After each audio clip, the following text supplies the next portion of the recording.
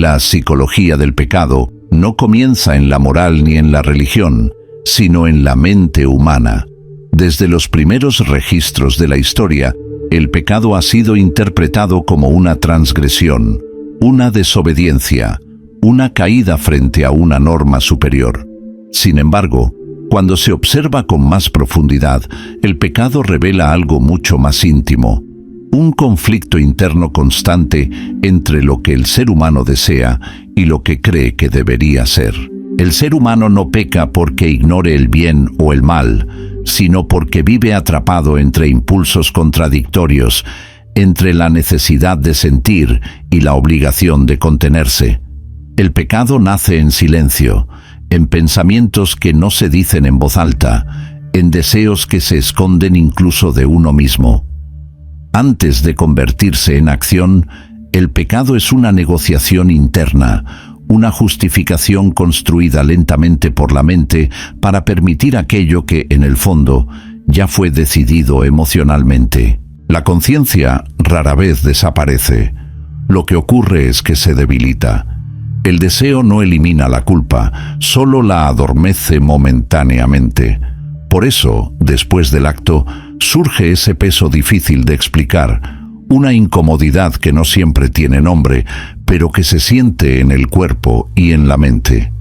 La culpa no actúa como un castigo divino, sino como una respuesta psicológica natural cuando existe una ruptura entre lo que somos y lo que creemos que deberíamos ser. En muchos casos, esa culpa no lleva al arrepentimiento inmediato, sino al silencio, a la repetición, a la racionalización. El ser humano aprende a convivir con ella, a normalizarla, a integrarla en su identidad.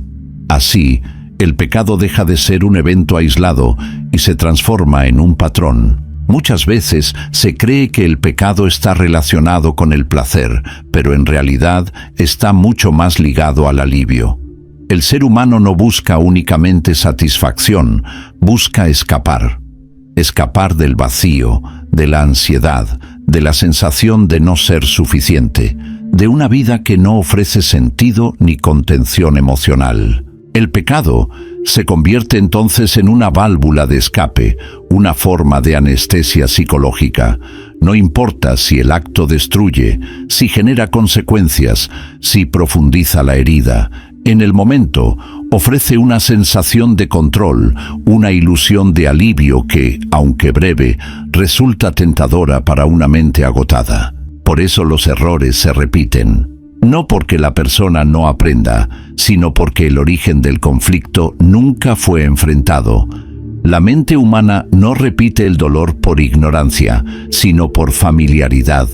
El sufrimiento conocido resulta menos aterrador que el vacío desconocido. Así, el pecado se vuelve cíclico, una conducta que se repite no porque se disfrute, sino porque se convirtió en la única respuesta aprendida frente al malestar interno.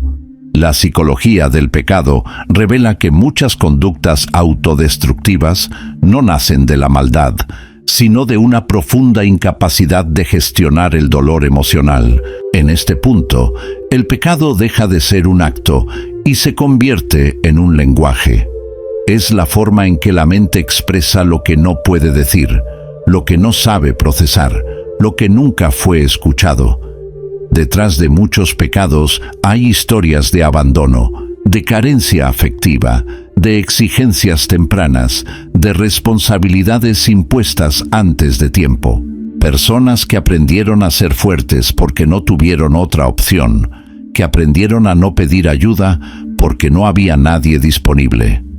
En esos contextos, el pecado no aparece como rebeldía, sino como supervivencia emocional. La sociedad suele condenar el acto sin interesarse por el origen. Juzga la caída, pero ignora el peso que precedió al colapso. Sin embargo, la mente humana no funciona en compartimentos aislados. Cada decisión está influenciada por experiencias previas, por heridas no resueltas, por necesidades no satisfechas. Cuando estas necesidades son ignoradas durante demasiado tiempo, buscan una salida, y muchas veces esa salida se manifiesta a través del pecado. no porque sea correcto, sino porque es lo único que la mente conoce para aliviar la presión interna. La psicología del pecado también explica por qué muchas personas sienten vergüenza incluso después de haber sido perdonadas. El perdón externo no siempre alcanza para reparar el daño interno. La mente guarda memoria emocional. Recuerda la caída, la justificación, el momento en que se traicionó a sí misma. Esa memoria no desaparece fácilmente. Por eso, algunas personas cargan con una culpa persistente, aunque racionalmente sepan que han sido absueltas. La lucha no está con la norma, sino con la propia identidad. Existe una contradicción profunda en el ser humano. Desea ser mejor, pero al mismo tiempo busca alivio inmediato. Quiere coherencia, pero teme enfrentarse a su propio dolor. Esta contradicción no se resuelve con fuerza de voluntad, sino con comprensión. Comprender no es justificar, sino observar sin negación. Cuando el pecado se analiza únicamente desde la condena, se pierde la oportunidad de entender el mecanismo que lo genera.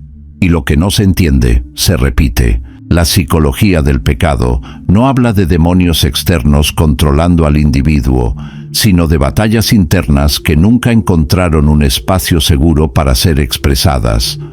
Habla de impulsos reprimidos, de emociones negadas, de deseos que fueron etiquetados como inaceptables sin haber sido comprendidos. Cuando una emoción no es reconocida, no desaparece, se transforma.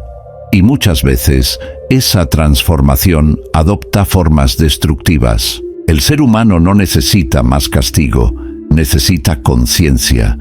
Necesita entender por qué busca lo que lo hiere, por qué se acerca a lo que sabe que le hará daño, por qué repite ciclos que prometió abandonar.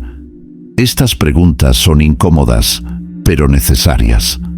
Porque solo al comprender el origen del conflicto interno, es posible romper el patrón.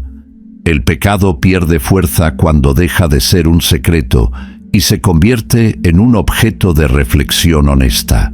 En última instancia, la psicología del pecado nos enfrenta a una verdad incómoda. La mayoría de las caídas no nacen de la perversión, sino del dolor no resuelto.